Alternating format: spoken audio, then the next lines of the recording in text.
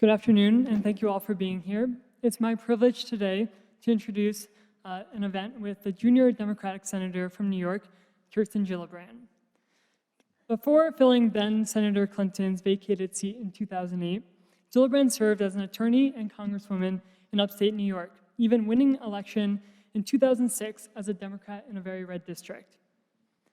Throughout her tenure in the Senate, Gillibrand has been a champion of progressive issues, pushing hard for things like paid family leave and the expansion of Medicare. While she's been at the center of the Democratic resistance to the Trump administration, Gillibrand has also built bridges across the aisle, working in the past with Republicans on legislation like healthcare for 9/11 first responders. Senator Gillibrand is passionate about getting more women to run for office and has identified a lack of empathy as one of the biggest issues among lawmakers in Congress.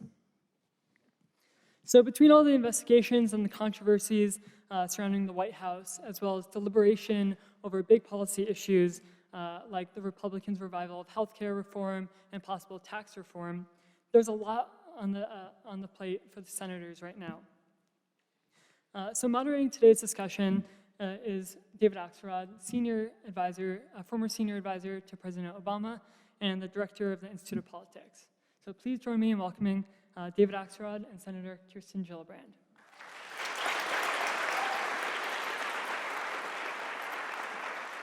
Thanks, Baxter. Thanks for that and everything you do at the IOP. Welcome, Senator. So I want to tell you that yesterday afternoon, I don't want to make you feel bad, but yesterday afternoon, I was out on a beautiful sunny day watching the Cubs play at Wrigley Field. And I just want to ask you, what were you doing yesterday afternoon?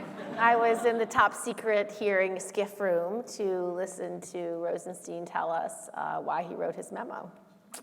I thought that might be the answer.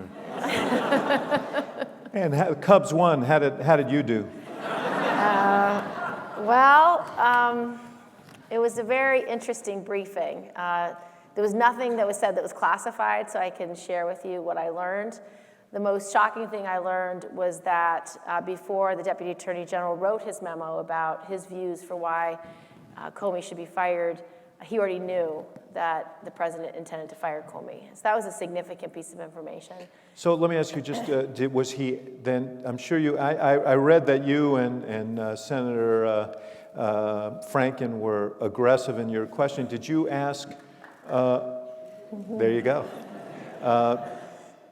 Did he write the memo? Was it sort of custom ordered? Did the president? That's what I asked. So I asked and was very frustrated because he had kept avoiding answering this question. So I was probably the 10th or 12th questioner, and I said, to clarify, who asked you to write the memo? And he wouldn't answer the question. And that frustrated me because I didn't know why he was picking and choosing which facts to share with us. He shared with us the fact that he knew before he wrote the memo that the president was going to fire him. Why couldn't he share with us the fact who told him to write the memo or asked him to write the memo? He also didn't answer several questions from other people about who he talked to while writing the memo. And so I was... Was he asked if the Attorney General was consulted on the memo? We asked him every way. He just wouldn't tell us. And he said, ultimately, this may be an area that the special counsel Mueller will want to investigate, so I don't want to affect that by disclosing this information.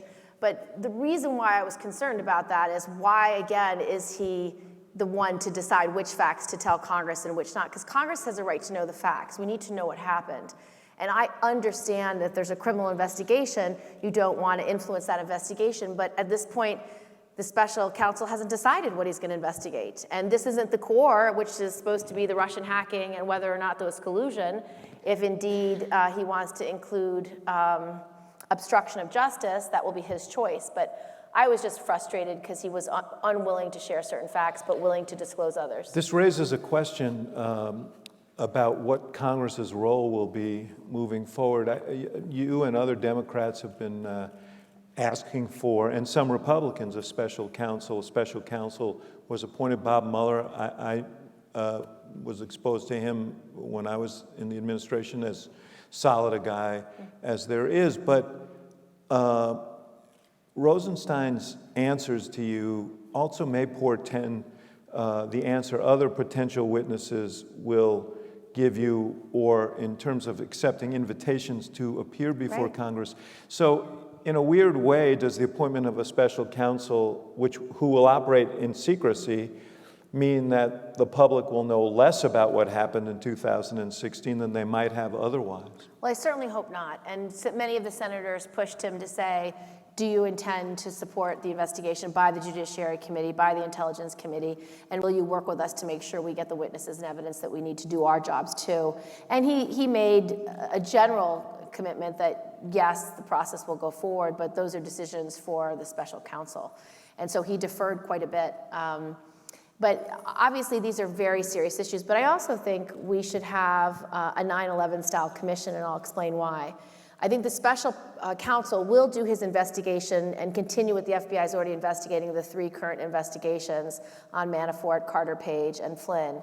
But the question that I'd like a 9/11 style commission to look at is, were we hacked by Russians? Did they try to interfere in our election? Where did they penetrate? What were their intentions? And then, as the 9/11 Commission did, assess what were our vulnerabilities? Why did this happen? And what do we need to do to prevent it from happening again? And the 9/11 Commission report was really important because they had a series of recommendations that I, at the time, was in Congress. I could say, have we done this recommendation? Have we completed this? And they were really important, like making sure the FBI, the CIA, and the DOD always coordinate on anti-terrorism. And so now New York City has a state-of-the-art anti-terrorism operation, which has subverted more than a dozen terrorist attacks since 9/11 because they're so good. But those were all based on the recommendations that the 9/11 Commission made. So I really want... And you don't feel that your colleagues can perform that role? That's what Senator McConnell argues, that the Intelligence Committee... But that's not what they're doing. So I would like a 9/11 style commission that has these state-of-the-art cyber experts on it to really do a deep dive of why we were vulnerable, how we were penetrated, and how we're going to prevent it in the future. And I believe there has to be a federal role in some respect in elections, because right now it's a states' rights issue. But how do we know that every Secretary of State in every state has the wherewithal to understand cyber? How do we know that they've figured it out and protect us in 18 and protect us in 20?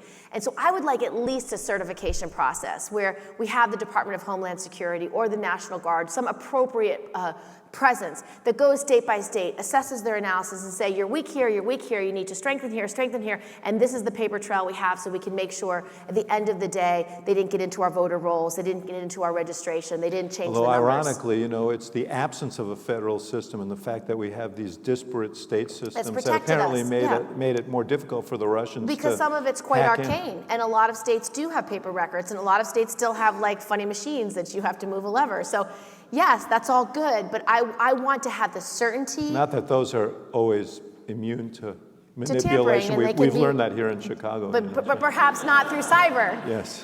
That's when dead men vote. That's the old-fashioned man. That's when the dead men vote, yeah. Well, let me ask you this. You've been in Washington now for a decade. Which is shocking. Shocking. I showed up with a 3-year-old. Like now he's 13. He's a teenager. It's really different. The teenager, that is. And Washington. Yeah, it is different. Well, that's what I want to ask you about. What is all of this? What is it like to be in Washington now? And how much is this cloud that's hanging over the Congress and the city as a result of all of this impacting the ability of Congress to get its job done? So it's when a girlfriend says, how are you doing, how are you feeling, I'm always like, how do I answer that question? Because it's not a normal question anymore. I have, there's enormous anxiety, stress, intensity. There's an intensity in Washington right now because some of the things that President Trump is doing really undermines my view of what's great about our country and our democracy. So whether he's attacking the independence of the judiciary, or whether he's attacking the independent press, or whether he's undermining our notion that we are founded on religious freedom with his Muslim ban, or the notion that our diversity and our immigrant heritage is what makes us strong. Those actions and those efforts so undermine our core values that I feel almost every day I'm wondering, what is he going to do today? What battle do I need to fight? What right and privilege and core value is he undermining? And so I almost feel like every day I'm in a fight stance because there's something I'm going to need to defend or fight against or push back So on. does that mean that you can't get other things done? No. So the second part of the answer is, but that doesn't address your day job, which is doing things for the people, doing good things, helping people. And so that's when I do my normal job, which is I go to Republican colleagues, we talk about things that our states are struggling with, what our constituents need help with, and we find common ground and we write a bill. And so that's happening, and that's normal. So, I've already dropped several bipartisan bills. I have a bill with Senator McCain on opioids, because the opioid addiction crisis is huge in his state, it's huge in my state. I think there's a huge problem when somebody gets a 30-day prescription for a wisdom tooth, for an opioid, that if they take that full 30 days, they are addicted for the rest of their life. So we have a bill that just says 7 days is the max for any acute pain. That makes sense. I have a bill with Susan Collins to deal with senior fraud. I don't know if any of your mothers or grandmothers had a call from the IRS and saying, you need to pay your taxes or I'm going to send the FBI to their door. It happened to my aunt. It happens to people all across New York. All these fraudulent schemes are stealing billions of dollars from seniors. Common sense stuff. Have a affordable daycare bill with Rand Paul. So we do that normal work every day, find the common ground, write the bill. Whether we ever get to vote on them, who knows? I mean, that seems important. Mitch, well, it really is. And you just remember when Senator McConnell said, our goal is to defeat President Obama, a lot of good bills never got voted on because of President Obama from his perspective. Right now, let's take some big things. And then so whether that changes now, I don't know. And so we're stuck on cabinet members. I mean, I've been asked to you, could it be that because of this sort of estrangement from the president or concerns about his being a liability, that there might be an impetus for Republicans to work even more aggressively on a bipartisan basis? I don't know. I don't know what will change from a decision-making leadership perspective. I just know my job is to help people and to get things done. And so I'm just going to keep pushing forward these bipartisan bills. And then hopefully there'll be at least some must-pass legislation that I can attach these smaller issues, smaller solutions, but really important for the people they affect. The House passed a repeal and replace bill of the Affordable Care Act and sent it on to you. No one, Republican or Democrat, seems to take that terribly seriously. No. And you seem to be right. They seem to be writing their own bill. Yeah. I will spare you the point of noting that the committee, the group that was assembled, has no women All on men, it. Yeah. 13 men. Yeah. Really? So frustrating. But what happens now? Like on something like that, this talk of tax reform, the budget, are these things going to move forward? So President Trump's budget is abysmal, horrible, and it will not move forward. I can promise you that. Because he basically took all this money to put into defense out of every good thing that you could possibly do for people, whether it's food for women and infants, NIH research, funding for the arts. Like, it didn't matter what it was. He just took the money. And so that is going to fail because there's a lot of members of Congress, Democrat and Republican, who thinks that's stupid. So that gets put aside. Now, the question is health care. The House bill was very cynical, very, very cynical. It tells insurance companies you can charge 50 to 64-year-olds more. If someone has a pre-existing condition, sure, you have to cover them, but we're not going to tell you how much you can charge. So that means it's going to price people out of the market. It says, if you need to charge that pregnant woman more, we're not going to. It's a terrible bill. So whether the Senate comes up with their own ideas, I have no idea. What I would like Democrats to fight for is a buy-in to a public not-for-profit option. I think anybody should be able to buy into Medicare or Medicaid, because that at least would create competition from the not-for-profit sector. It takes away the big fat interest of profit that is embedded in all of the current system, and it would create deeper competition and more coverage. And so I want us to fight for that and talk about that, because I think that is a real solution. Because but probably unlikely that you could.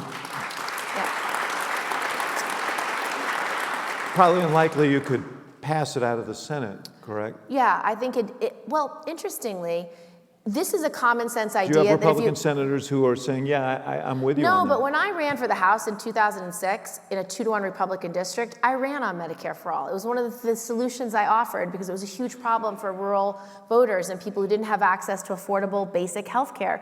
And if you look at the Monday morning quarterbacking and deep dive interviews of Trump voters after the election, a lot of them said, what I'm so upset about is my neighbor makes $5,000 less than me and he gets Medicaid. How come I can't get Medicaid? Why do I have to pay so much for Obamacare? And so the cost is still an issue.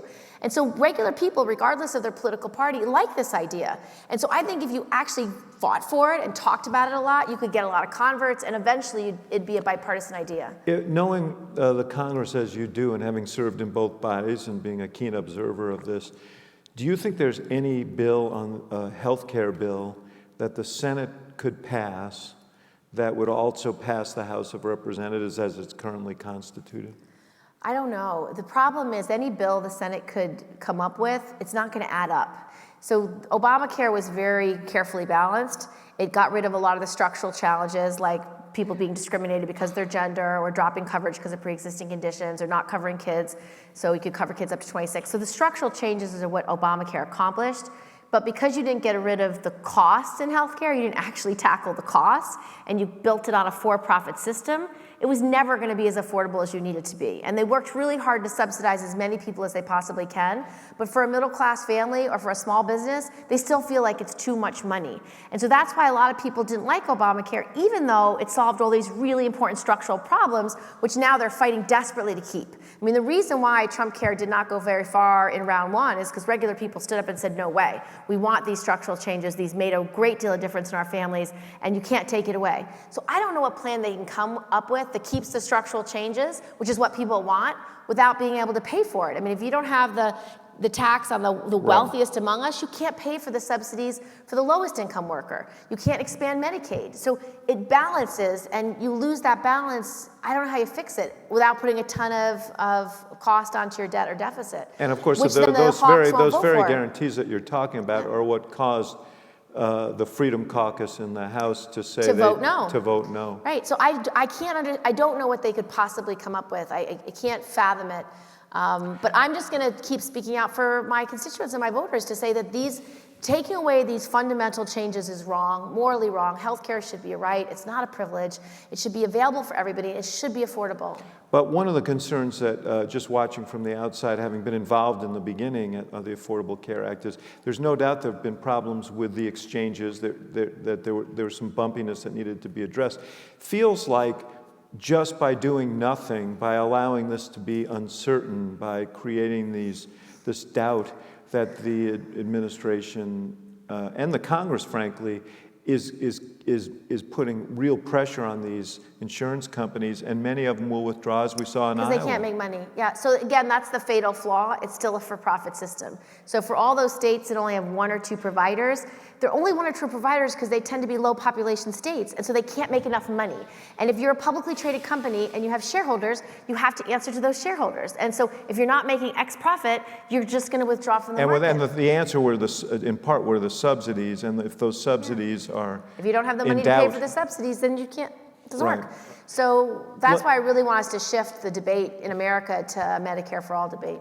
Do you, let me talk about a couple of other priorities of yours. You've been a leader in the Senate on family leave. Bring us up to date on where that issue is. So I believe that if you want to, when I talk to folks around New York about sort of what's upsetting them and why they feel like no one's had their back, one of the biggest problems is we don't have workplace policies that actually reflect the face of the workforce. So today, 7 out of 10 moms are working, 4 out of 10 moms are primary or sole wage earners, and we are the only industrialized country in the world that doesn't have paid leave. And what paid leave is supposed to be is a way to reward work in this country, to say if you're working full-time and your mother's dying of cancer, you should be able to spend time with her before she passes without losing your job and without losing your paycheck. Because If you're stuck at work because you can't afford to leave, you're really not going to be probably focused on your work. If you have to be by her side and quit anyway, it's going to harm you economically. When you go back to work, you're probably going to ramp on for lower pay and lower seniority. So it's a drag on the economy. And for a low-wage worker, particularly women, let's say they ramp off 3 or 4 times in their life for a first child, a second child, a dying parent, a sick kid. Every time she ramps off, she has to ramp back on for lower pay and lower seniority. And we call it the sticky floor, and she never gets off the sticky floor. And it's one of the reasons why, particularly women, are 2/3 of minimum wage earners. So if you had national paid leave. I bet you persuaded them. But the question is, like, where is it now? So right now it's an idea, and it's a big idea, and it's an idea that most of America supports. More than half of white Republican men support national paid leave. Well, Ivanka Trump said she Ivanka supports national paid leave, and so we have to fight for it because it's something Americans want. But Congress, on its best day, is 20 to 30 years behind the rest of America, and so they're not with us yet. And so we have to advocate for it. And I'm working really hard to get a Republican. I need a strong Republican to lead this paid leave plan. I have 2 or 3 in mind. Presumably one in office, right? Yes. One so living. You mentioned that the Trump administration, their budget included. So as you know, President Trump ran on a paid leave plan. His paid leave plan was quite limited. It was just for mothers, just for birth mothers, and only for 6 weeks. Apparently, they came out with a budget yesterday where they're going to make it gender neutral, but still for only 6 weeks and only for new parents. And the reason why that's incomplete is paid leave is supposed to be for families. Whether you have a sick spouse, a sick child, a dying parent, we need paid leave for all these life events in our life. We have unpaid leave for those life events. And again, we're the only industrialized country in the world that doesn't have it. So it shouldn't just be about babies, it should be about all of these life events. And it shouldn't be an unfunded mandate. The way President Trump has it in, he's gonna send it to the states and he says, use unemployment insurance. Well, unemployment insurance is for unemployment. It's not for paid leave. And so you're going to take money out of an existing pot that will at some point run out, and it'll be an unfunded mandate. The way I wrote the bill is to make it an earned benefit that you buy into as a social insurance plan your whole life. So if you actually bought in, on average, it's going to cost you $2 a week. Would you pay $2 a week to know that if your mom's dying, you could be by her side? I would pay that $2 a week. Would you pay $2 a week to know that when you get pregnant and have your first child, you can have a maternity leave or a paternity leave? You'd put it. And then I ask employers, would you match that? Would you spend $2 a week on each employee? Would you buy each employee 1 cup of coffee a week? Employers say, yeah, I would do that. It's not a lot of money. It's $104 a year per employee to guarantee if they need leave, it's there for them. And so it needs to be national, because the other reason it needs to be national, big states can do this. New York just passed a paid leave plan. California's had it for 10 years. But a small state like North Dakota, Heidi Heitkamp wants national paid leave because she has too few people to have a national insurance plan in her state. And so her small businesses are like, yeah, I'd love to spend $2 a week to know that my employees are covered. And then their salary gets paid out of that insurance fund. It doesn't get paid for the employer. The employer can use their salary then to hire that replacement worker. It makes sense, and it creates economic growth. It's billions of dollars. Women lose $320,000 in their lifetime because there's no paid leave. Men lose $280,000 in their lifetime because there's no paid leave. I know you're on a tight schedule, and I don't want to monopolize the questioning here, so let me just ask you a couple of things about politics. You're very close to Secretary Clinton, but let's leave her out of this discussion, but what didn't Democrats do? Where did Democrats fail? Because it's pretty clear you don't have the highest opinion of Donald Trump. And yet he won. How did that happen? So I've spent a lot of time talking to New Yorkers since the election about what's on their minds, what are their challenges, why they felt left behind. And I could tell you a couple of things. President Trump won because he ran on 2 Democratic messages and 1 of his own messages. He ran on 3 things. He ran on the system's rigged, which, as you know, is Liz Warren's message. Second, he said, no bad trade deals. That's Bernie Sanders' message. His third message was build the wall. That was his own ugly, hateful message. And when you talk to an upstate New York voter, those first 2 messages resonate with them, I can tell you. They do believe the system's rigged. And if you really think about it, the system is rigged. It's rigged in a way that really helps the fortunate few and doesn't really help the working poor or middle-class families in the way it should. And their stories resonate with me because I meet the 52-year-old woman who's been in accounts payable for 30 years, and she just got laid off because they could hire a 25-year-old who can do her job for half the salary. I meet a 55-year-old engineer who has an MBA who gets laid off because he's now a high-cost worker. He's gone on 10 interviews and can't get rehired. And both of them say to me, you know, we've worked our whole lives. We have paid off our mortgage. We have a home, but we're told we are not eligible for Medicaid unless we go into poverty first. How the hell does that work? And so they're frustrated because they feel like, who's got my back? No one's had my back. And they feel like no one's had their back for a long time. And so if you really want to look at, you know, have Democrats delivered in the last decade? Have they done the things that would make these folks' lives better? Do we have Medicare for all? Do we have Medicaid for all? Do we have a higher minimum wage? Do we have national paid leave? Have we passed universal pre-K? Have we passed affordable daycare? No. So when you really ask voters, why did you vote for Trump? They liked the fact that he was going to blow up the system. They liked the fact that he was going to say the system's rigged and it's rigged against you and I'm going to fight for you. So they didn't give a shit that he's wealthy and he's certainly the 1%. What they cared about that is he wanted to fight for them. And so that's what resonated. And he's going to do none of those things. He's not going to do one thing to actually help those families and those workers. And it may take a while for them to know that. But what Democrats better do is listen a lot longer and work a lot harder because we haven't answered their concerns about how you're going to make my life better. And so I think we need to do a deep dive on real looking at how do we change the structure of this economy so it works for everyone, and how do we change education to work for the workforce. And these are two fundamental big ideas that we haven't done enough on in the last decade. And I can go into those unless you want to talk about something else. No, don't. I just want to ask you one last question, then go to questions about this, which is, you said it will take a while for those voters who supported Donald Trump, who are desperately looking for an alternative, to recognize if he doesn't do things to help them, that he hasn't helped them. You were elected in what was a wave election in 2006 to Congress, took a district that was held by a Republican. Do you see this next election in those terms? It's early, but do you feel that those storm clouds are gathering in the way that you sensed them in 2006? Yeah, so interesting. When I first ran for office, I was 39 years old. I was a young mom. I had a 3-year-old toddler. And I ran in upstate New York. It was a rural district. It was all the areas around Albany, the rural areas like Lake George, Lake Placid, Saratoga Springs, Cooperstown, Millbrook.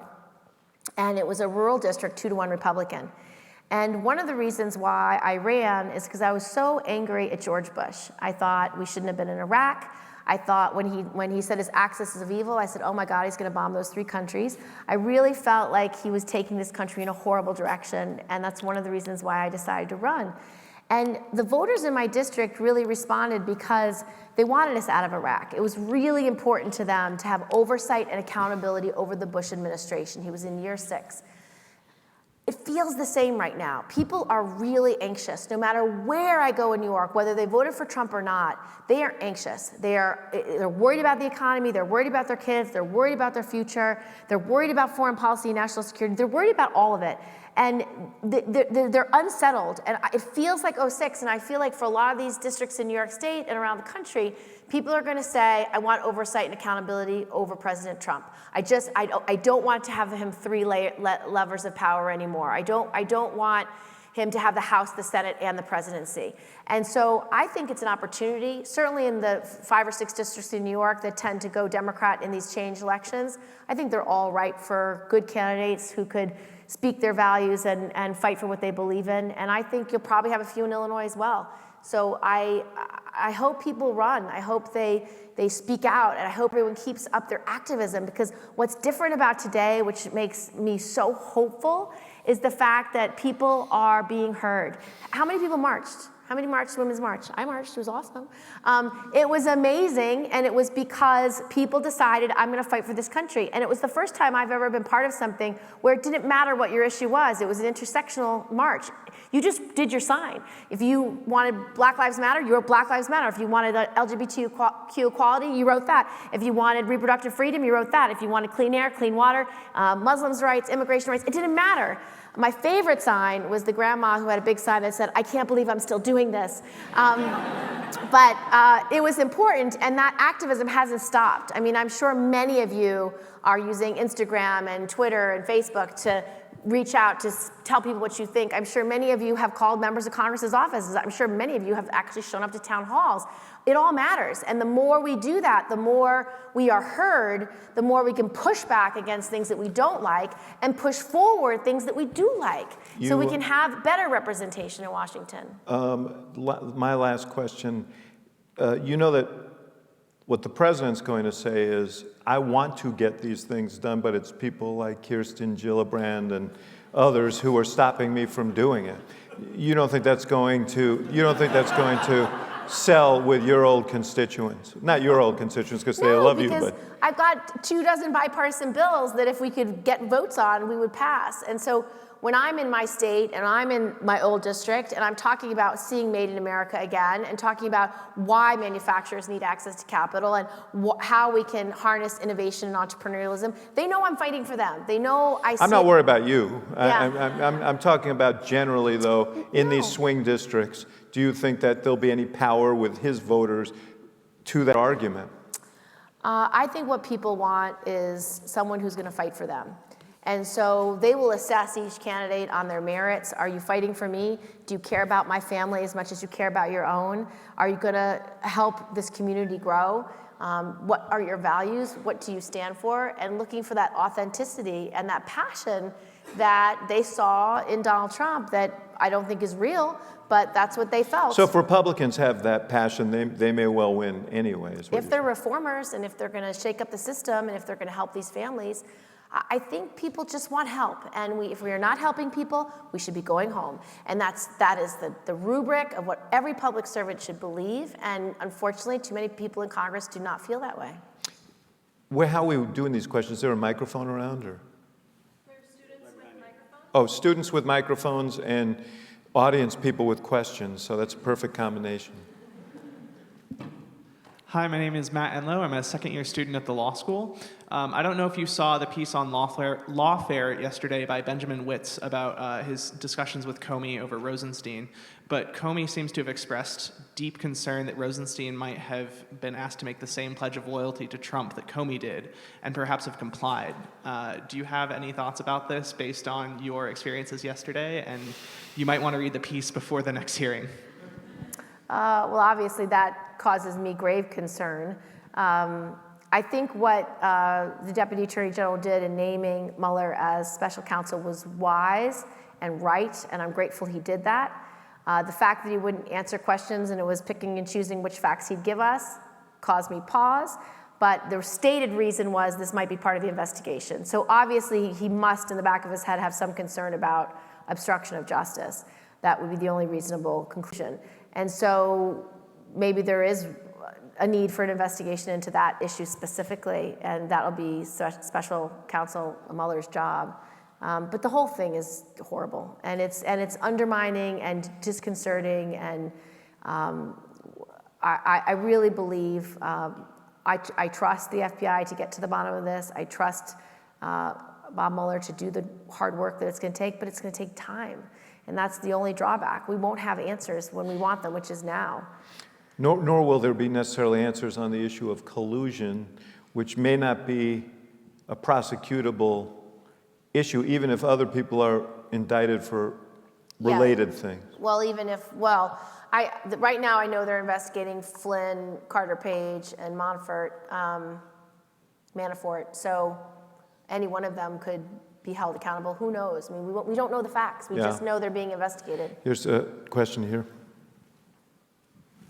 Hi, my name is Shira Eisenberg. I'm a first year at the college. My question is, especially after Comey, and in the past few days especially, I've seen a lot of articles about the potential for impeachment and about just on CNN as well and on MSNBC. I've seen a bunch of specials on just them discussing impeachment and about the current situation and what would have to change. So I want to hear your take actually being on Capitol Hill.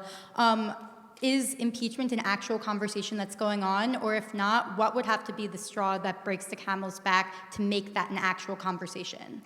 So that's why Special Counsel Mueller's job is so important. He has to do the investigation. He has to decide if there's been any crime committed by the administration, if there's obstruction of justice. If he finds there's been a crime, then Congress would have to do their job. Whether they choose to do their job or not, I don't know whether they would do it or not. But that would be their responsibility. And that's, again, just going to take time. So it's certainly not something that's going to happen today. It's got a full investigation that has to precede it. Who's got the mic? Oh, great. Thank you. Senator Gillibrand, thank you so much for being here. My name is Mayor O'Brien. I'm a second year in the college. I'm actually from Albany, so I really appreciate having you here. You recently there was recently a New York Magazine profile of you that starts with you speaking at a church, and I was wondering what you think the role of faith in liberal politics can be, and how you think Democrats and liberals can sort of steer the conversation away from the religious right into religious values. Mm-hmm. Well, I can speak for myself. My faith is important to me because it centers me. It creates a sense of values, and it really guides me as to why I'm doing this. I really believe we're all placed on this planet for a purpose, to do something good, to help one another, to make a difference. And we're not here to just satisfy ourselves and become as rich and famous as possible. I don't believe that's why we're here. And so it's a value system for me that guides me to make decisions that will help others and put others before myself. I see my job as a public servant role. I'm here to serve. And so it's been really a good thing for me. How others decide to use faith in their lives, I don't know. But the one important thing is this country is founded on religious freedom. And when we start saying, you can't come to this country because you're Muslim, we have gone a far, far afield from our core values and what this country is about. So I think it's really important that we have to protect everyone's right to have their own faith, regardless of what it is. And I think that is where the Trump administration has gone sideways.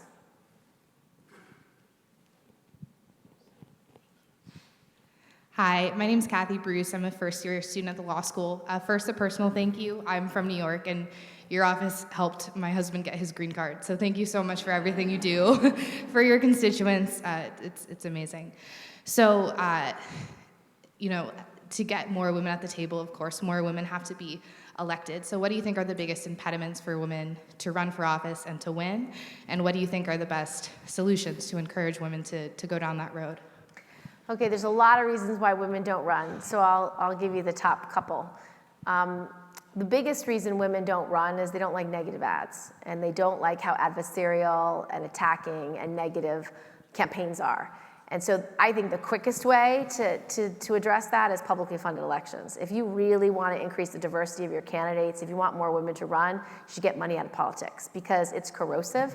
And all that dark money, it's being spent to pay for negative ads, attack ads in the hundreds of millions of dollars in federal elections across the board. And it makes people not want to run. A second reason why women often don't run is ourselves, and I was definitely one of those people. I wanted to run since I was 7 years old, and I was playing with my sister and my cousin, and we were saying what we wanted to be when we grew up, and my sister said she wanted to be an actor, and she became an actor, and my cousin said she wanted to be a flight attendant. She did not become a flight attendant. And I said I wanted to be a senator. And I didn't know what a senator was, but it sounded certainly important and somebody who'd have very big ideas.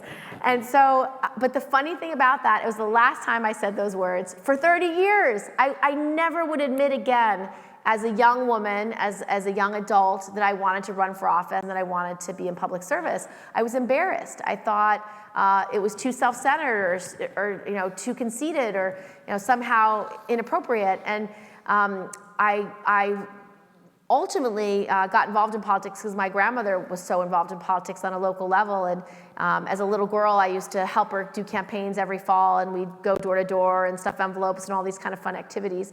But as an adult, I didn't get engaged again until I saw Hillary Clinton as our first lady go to China. I was really impressed that our first lady would stand on a stage in Beijing and say women's rights are human rights and human rights are women's rights.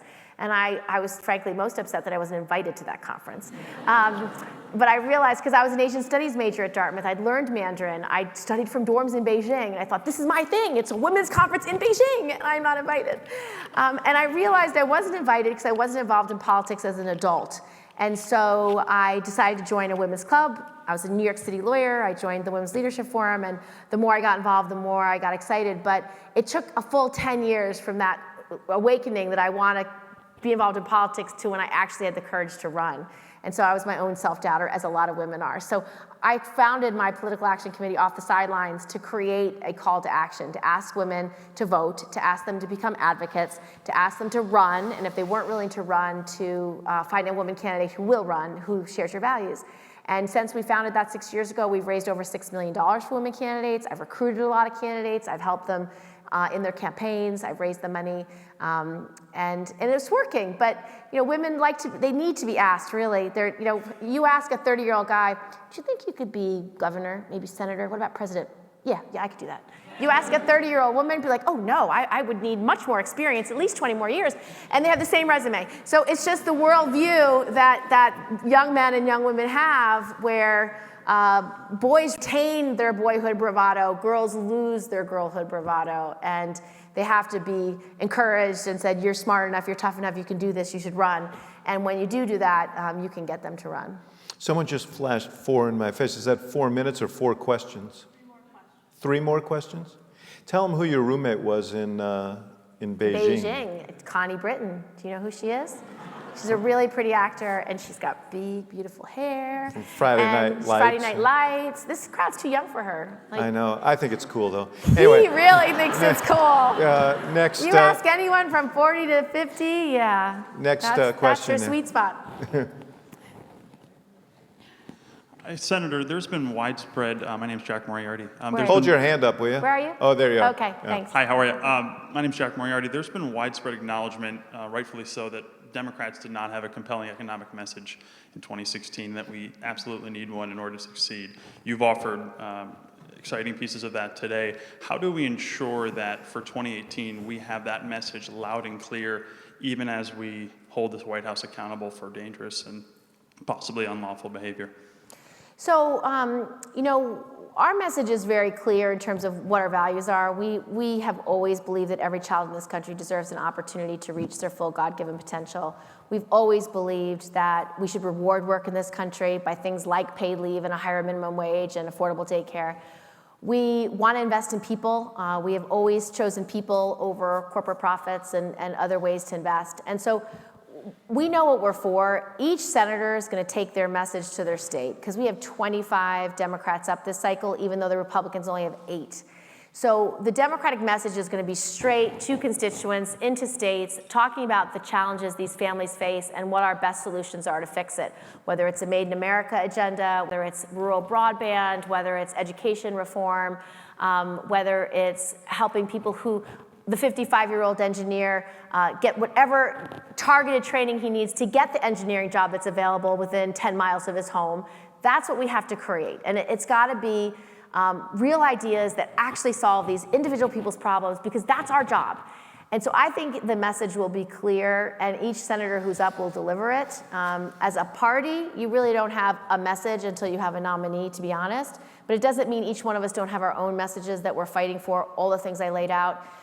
Certainly what I'm going to talk about, and those things are shared. I mean, the Democratic senators will come out with their set of bills every week, whether it's an infrastructure bill or whether it's a Medicare for All bill, or that happens, but we're talking about something a little different, about sort of what do you communicate on and what do you talk most about. And Right, because Hillary Clinton had 100 solid Right. ideas on her website. but what was her bumper sticker? I, Exactly. So you know what Trump's was, build a wall, or the system's rigged. And what was so frustrating to me about Trump's campaign is the first 2 messages were stolen. They were Democratic messages. And so for voters, particularly in Long Island or upstate New York, who voted for Obama twice, switched to Trump because they liked those first 2 messages. They liked Bernie's message and they liked Elizabeth's message of the system's rigged and no bad trade deals. And so it resonated. It's just, and he didn't mean it, and he just stole it because it was good messaging. But sometimes, I mean, what was President Obama's bumper sticker? Hope and change. So sadly, you need that bumper sticker. Yeah. You need you need the thing. Like President Trump ran on "Make America Great Again." It was a perfect bumper sticker. It was on every hat. Like, so it's sad to say that if you can boil it down to a sentence, somehow it makes a difference. But for a lot of folks, that's how they hear it. That's how they absorb it. And so much of the election I felt was so unfair because so much of he ran on were our core messages. Yeah. It's just I'm he not delivered sure, it perhaps better. I'm not sure, and you know, I've been associated with the Democratic Party. You've done a little work in I'm there. not sure that it is true or that everyone believes that Democrats in every case have chosen people over corporate interests. I think that's one of the reasons why some young people were disaffected in the last election. So is there another, I guess one more question, I guess. But regardless of what individual senators or people have done, that should be our message, because that is our core value. Yeah, that's a different issue. We have always been the party of the working class. We've always been a party that has rewarded work. And if we can't talk about the 5 ways we intend to reward work, then we're not doing our job. And so that's where I think we need to go. Yeah. And that's certainly where I have been and where I'm going to go, because that's how I answer the 52-year-old woman in accounts payable who is screwed right now because she cannot find a job because every 25-year-old is cheaper than her. Well, not to mention robots, not to mention You have computers, automation not as to a mention second artificial issue. intelligence. But there's a lot of things we can be doing that change that. And if I could just give one example because it's relevant. So I talked to a lot of voters who have lost their job in the last 6 months and sort of what their story was. And one of these companies was interesting. It was a company that's definitely lost jobs because of automation. There used to be 4 guys to a machine, now it's 1 person to a machine. But when the 3 owners who were in their 80s decided to retire because their sons didn't want the job, they sold the business to the employees. And so now this is an employee-owned business that is a manufacturing business. And so that one guy that operates the machine, he can innovate anytime he wants. He's like, I can make this operation go 10 times faster if we do this, this, and this. And I can innovate on the shop floor because I'm an owner. And so this is an example of an idea about how do you create new ways of investing in employees as opposed to just shareholders. Because today, multinational companies, the world is framed, the US economy is framed on shareholder value. The CEO is paid on your share price.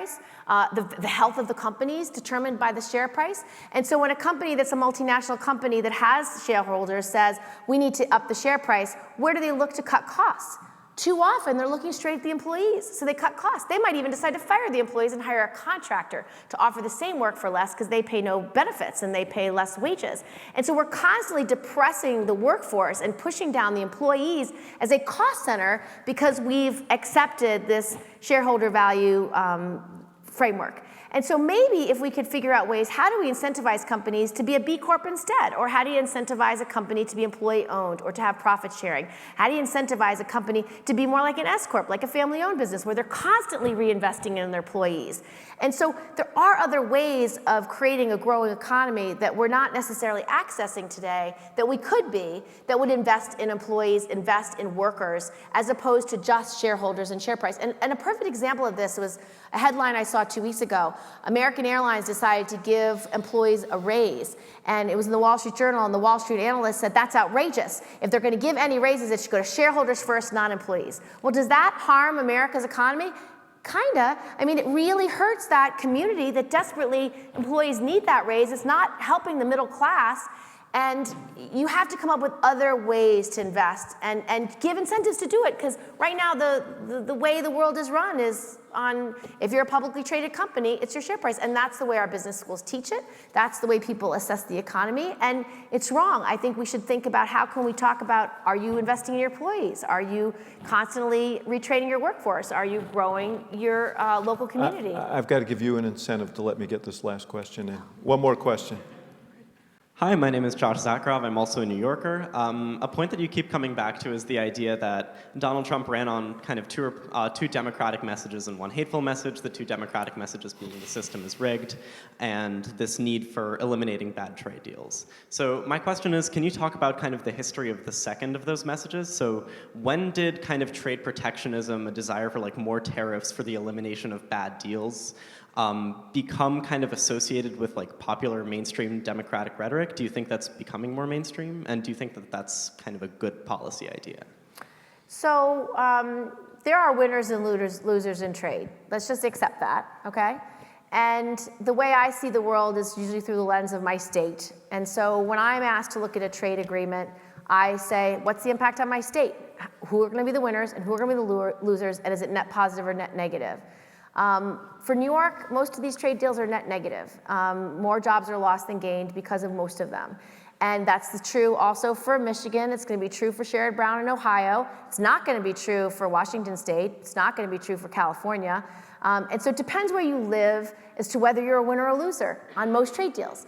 For a president, they're going to decide what's good for the nation and the overall economy, and I'm going to try to push forward that. And they're going to have values like it's important to raise worker rights and protections for the environment worldwide. We have a responsibility to the world to do good things, and we can use trade as a way to do that. So everybody has a different interest in every trade debate.